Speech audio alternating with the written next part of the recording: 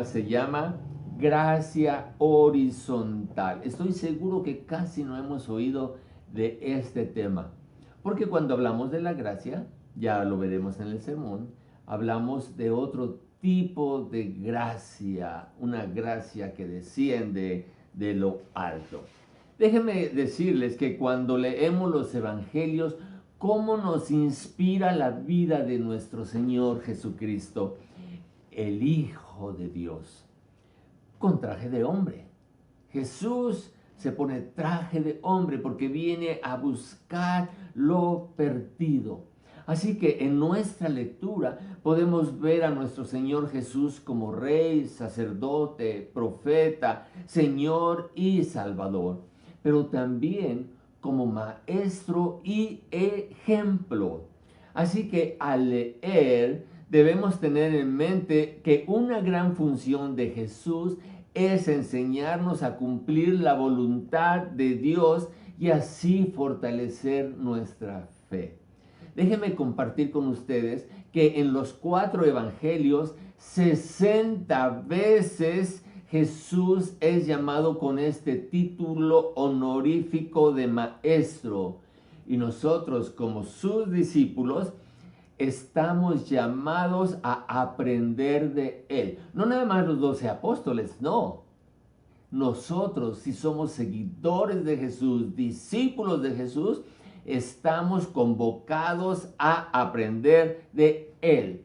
Mateo 11:29, la primera parte del versículo nos dice, llevad mi yugo sobre vosotros y aprended de mí. ¿Qué es lo que quiere Jesús? Que aprendamos de Él.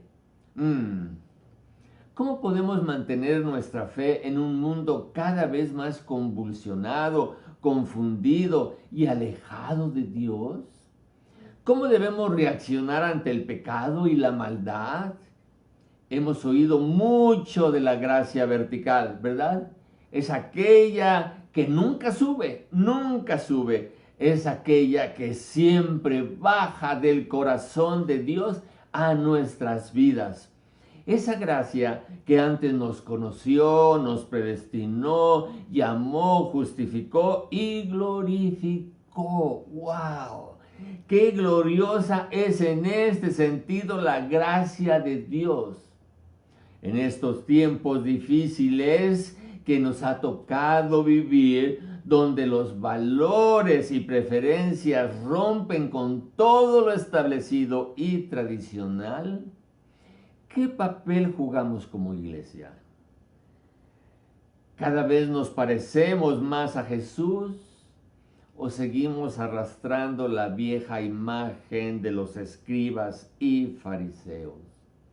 Hoy tenemos la gran oportunidad de aprender de nuestro Señor y Salvador cómo tratar al pecador y glorificar a nuestro Dios haciendo su voluntad. Sí, debemos de aprender a tratar al pecador y así hacer la voluntad de Dios y glorificar su nombre.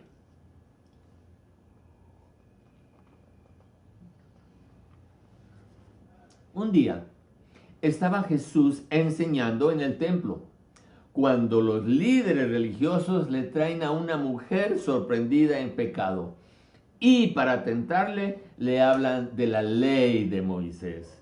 Sin duda, aprendieron muy bien de su padre el diablo, quien para tentar a Jesús le citó las escrituras. En realidad a estos líderes no le interesa mucho la vida íntima y de pecado de la mujer, sino le quieren tender una trampa a Jesús. Porque si él dice que la mujer sea liberada, puede ser acusado de quebrantar la ley de Moisés. Y si dice que se le apedree, podría ser reportado al gobierno romano, el cual no permitía a los judíos ejecutar a sus propios criminales. Sí, lo sé, es una historia muy conocida. Yo sé que la sabes. Así que, ¿cómo la sabes? ¿No la sabes? Bueno, se encuentra en Juan 8 y te encargo que después la leas. Pero estoy seguro que la sabes. Así que, ¿cómo la sabes? El resumen se encuentra en Juan 8:11 en la segunda parte. Y entonces Jesús le dijo, ni yo te condeno. Déjenme decirles que si estuviéramos en un juicio en estos días, veríamos que Jesús usa un recurso muy inteligente, incapacitando moralmente a los verdugos para llevar a cabo su juicio. Yo no sé si tú has visto este tipo de películas, pero a mí me gustan mucho las películas de los abogados. Y entonces he visto algunas películas donde un testigo clave en el juicio es declarado mentiroso por haber mentido en alguna ocasión anterior, y ahora esto de esa mentira anterior lo incapacita como testigo confiable. ¿Has visto este tipo de películas? Muy bien. Jesús incapacitó, se me fue la palabra, incapacitó a los verdugos de esta mujer, demostrándole que eran tan pecadores como ella. Así que hay un asunto pendiente. De acuerdo con la ley, la sentencia de muerte para esta mujer era un mandamiento de Dios que tenía que cumplirse, y ni siquiera Jesús podía romper. ¡Wow!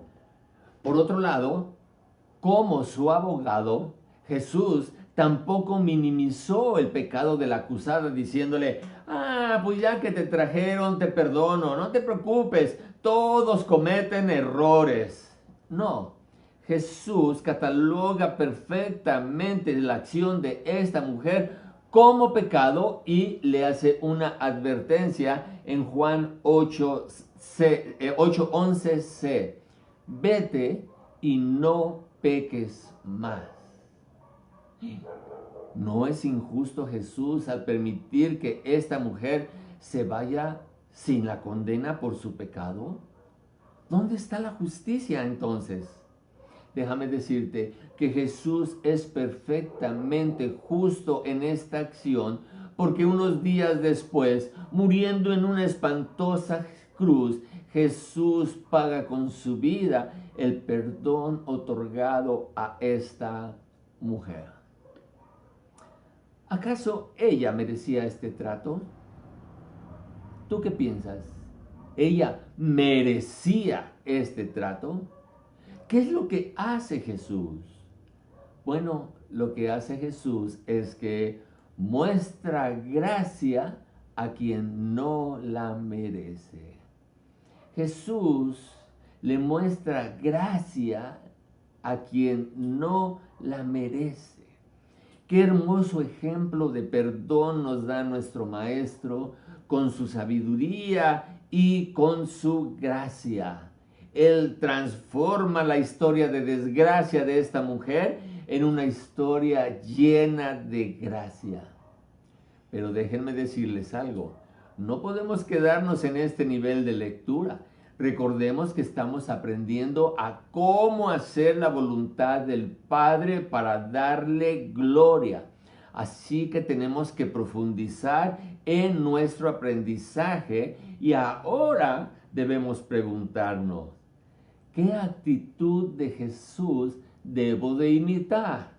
Yo ya les dije algunas. Ser más inteligentes que los demás, demostrar que todos son pecadores, defender las causas perdidas. Esto sería bueno que lo imitáramos. A los seguidores de Jesús, esta historia nos reta a demostrar gracia a quien no la merece. ¿Sí? Tú y yo, como discípulos de Jesús, tenemos que demostrar gracia a quien no la merece. Déjame decirte que esto es una tarea enorme, porque naturalmente preferimos enjuiciar y criticar a los demás por sus faltas que gozarnos y aplaudirles por sus triunfos.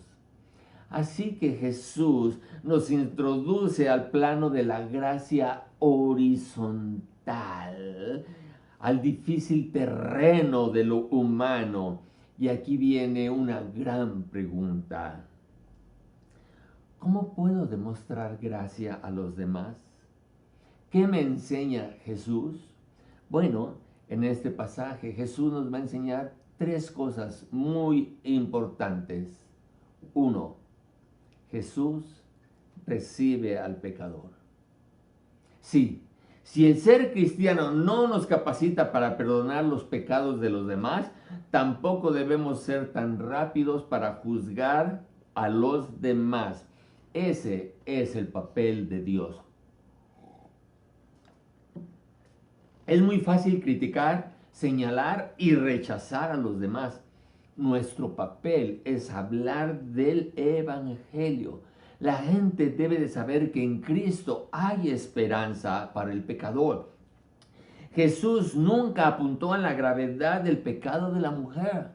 Le dijo, por ejemplo, mira nada más en qué fachas vienes, mira en qué estado vienes, qué terrible pecado has cometido. No, él nunca apunta al pecado de la mujer, más bien él apunta hacia él mismo como el dador de gracia que trae paz al corazón. Romanos 5:1. Justificados pues por la fe, tenemos paz con Dios por medio de nuestro Señor Jesucristo. Jesús no fue a casa de esta mujer a revelar su pecado. Él no fue a buscarla. Pero él estaba listo para cuando ella necesitara ayuda.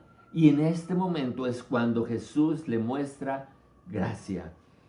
Predicamos el Evangelio porque confiamos que Dios siempre hará lo correcto, lo perfecto, y Él llamará a juicio o a perdonar a cada uno de nosotros según sea el caso.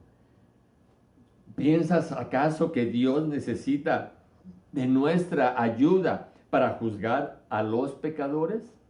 Mira lo que dice Deuteronomio 32:4. Él es la roca cuya obra es perfecta, porque todos sus caminos son rectitud, Dios de verdad y sin ninguna iniquidad en él. Es justo y recto. Muchas palabras describen a un Dios que es santo, santo, santo. Un Dios que es roca, cuya obra es perfecta, todos sus caminos son rectos, es un Dios de verdad, no hay iniquidad en él y es justo y recto. Con razón Isaías no pudo decir, ay, más que ay de mí, que mis ojos han visto aquel que es llamado santo, santo, santo. Deuteronomio 32:4 nos da una descripción preciosa de quién es Dios. En este Dios debemos de confiar. Pero hoy como iglesia me da mucha tristeza. Estamos más ocupados en lo que pasa en el Senado o en los diferentes lugares donde se aprueban las leyes. Por esas leyes que se están proponiendo, esto nos llama más la atención que en realidad predicar el Evangelio de Cristo. Déjame decirte que con ley o sin ley la gente va a vivir y disfrutar su vida lejos de Dios. Nosotros no queremos en nuestra iglesia a pecadores. ¡Ay, qué horror! Nos hemos convertido más en una barrera que en una guía que ayude al pecador a encontrarse con Dios. Por eso es que Jesús nos enseña una segunda cosa, que es que nos recuerda que hemos sido objetos de gracia. ¿Por qué será que nos olvidamos tan fácilmente que Dios nos demostró gracia cuando estábamos muertos en nuestros delitos y pecados? Esto es lo que los fariseos olvidaron y no podemos cometer el mismo error. Por un lado, decimos que no hay tabla de pecados, no hay pecamómetro y que todos los pecados son iguales. Todos merecen el mismo castigo. Pero por otro lado, nos justificamos a nosotros mismos y creemos que no somos tan pecadores como aquellos que no merecen estar en nuestro lugar de reunión. Es muy probable que al pensar en la gracia creas que solo es tarea de Dios mostrar gracia al que no lo merece. Pero no, mi querido hermano, no. Esta es una tarea que nos ha sido encomendada a cada discípulo de Jesús. Nos hemos convertido en un tribunal en lugar de ser una fuente de gracia. Así que, Selah. Reflexionemos acerca de lo que estamos haciendo como iglesia, como familias, como personas, como sociedad. Lo primero que debemos determinar es, ¿quiere Dios que yo sea un portador de su gracia? ¿Quiere Dios que yo comparta de su gracia con la cual me ha llenado? ¿Qué opinas? ¿Cuál es tu respuesta? Mira, para ayudarte un poquito, te voy a presentar este pasaje en 1 de Pedro 4:10, que si es contraria a tu respuesta, te puede dar una idea de cuál es la voluntad de Dios. Nos dice así, cada uno según el don que ha recibido, ministrelo a otros como buenos administradores de la multiforme gracia de Dios. Lo que nos dice este pasaje es que si somos receptores de la multiforme gracia de Dios, su voluntad es que seamos buenos administradores de ella y debemos ministrarla a otros, a los que no conocen de Dios ni conocen a Dios. Porque Dios quiere que paguemos con la misma moneda. Para esto es la fe, para creer que lo que Dios pide es una respuesta a lo que ya se ha cumplido en nuestra vida. Esta es su voluntad. ¿Por qué te pide que amemos? Porque su amor ha sido derramado en nuestros corazones. ¿Por qué te pide que consolemos? Porque Él nos ha consolado en todas nuestras tribulaciones. ¿Por qué te pide que hablemos de la reconciliación? Porque Dios en Cristo está reconciliando consigo al mundo, no tomando en cuenta nuestros pecados. Así que primero recibimos y después damos. Recibimos y damos. Podemos hablar, cantar y tener una filosofía muy bella de la gracia. Pero Dios no quiere nada más esto. Dios quiere que la muestres. ¿Cómo? Colosenses 3:13, segunda parte. De la manera que Cristo os perdonó, así también hacedlo vosotros. ¡Wow! ¡Qué tremenda tarea! Pero espérame, no te confundas. No te estoy diciendo que es algo fácil. No, solo aquellos que han sido bendecidos con su gracia pueden administrarla. ¿Cómo puedes dar algo que no tienes? ¿Cómo puedes hablar de algo que no conoces? ¿Cómo puedes compartir algo que no tienes? Antes de que puedas actuar, tu relación con Dios tiene que estar fortalecida, bien establecida. Debes de confiar en Dios y creerle que te ha hecho receptor de su gracia. ¿Eres receptor de la gracia de Dios? ¿Dios alguna ocasión te ha demostrado de su gracia, su perdón, su consuelo? ¿Te ha reconciliado con Él? Porque de no ser así, ¿qué te motivaría a demostrar gracia a los demás? Se me seca mucho la boca, perdón, hermanos. Y por último, la tercera cosa que Jesús nos enseña es que Jesús se muestra humilde. Humilde. Jesús enseñaba en el templo, ¿recuerdan? Así empieza Juan 8, cuando fue interrumpido y él estaba ejerciendo su ministerio de maestro.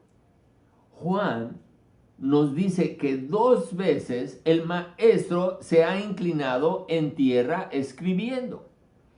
Esta no es una postura común de los raboni, no. No sabemos qué escribió Jesús en tierra, pero sí sabemos por medio de Pablo lo que quiso enseñarnos. Asómbrate. 1 de Corintios 9:19. Por lo cual siendo libre de todos, me he hecho siervo de todos para ganar a mayor número. Jesús, el Maestro, debió permanecer erguido todo el tiempo, demostrando su autoridad delante de sus detractores y de esta mujer pecadora. Pero el corazón de la mujer se viera cerrado a la gracia. La gracia no es humana, el orgullo sí. Y el orgullo cierra las puertas del corazón. ¿Has oído a alguien orgulloso tratando de hablarte del Evangelio? No quieres saber nada de este tipo de Evangelio que hace al hombre orgulloso. Porque te hablan lo lindo y lo hermoso que son y no de la gracia que han sido transformados por medio de Jesús. Así que Él muestra su corazón humilde y compasivo a esta mujer cuando le pregunta: mujer, ¿dónde están los que te acusaban? ¿Ninguno te condenó? Fíjate las palabras de Jesús. Él no le dijo: tu pecado te condena, mereces el infierno y yo me encargaré de que no peques más. No, esta mujer recibió de Jesús gracia vertical.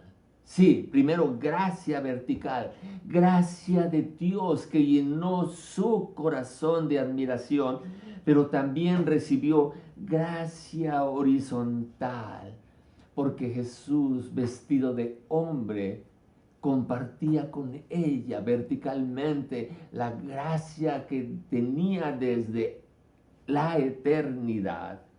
Esta es la gracia a la que estamos llamados a administrar al predicar el Evangelio. Por favor, ¿te imaginas cómo sería el mundo si compartiéramos el mensaje que en Jesús hay esperanza y no condenación? Si solamente nos encargamos de señalar el pecado y lo mal que está, la gente no va a querer saber nada de Jesús. ¿Quién te ha constituido mi juez? Si tan solo tuviéramos mejor memoria y no se nos olvidara cuál era nuestra condición cuando nos topamos con su gracia. Sí, déjame ayudarte. ¿Recuerdas ese primer día? ¿Cómo estabas cuando te encontraste por primera vez con Jesús? Ese día en que te dijo: ni yo te condeno, vete y no peques más. Es muy probable que ese día hubieras venido así.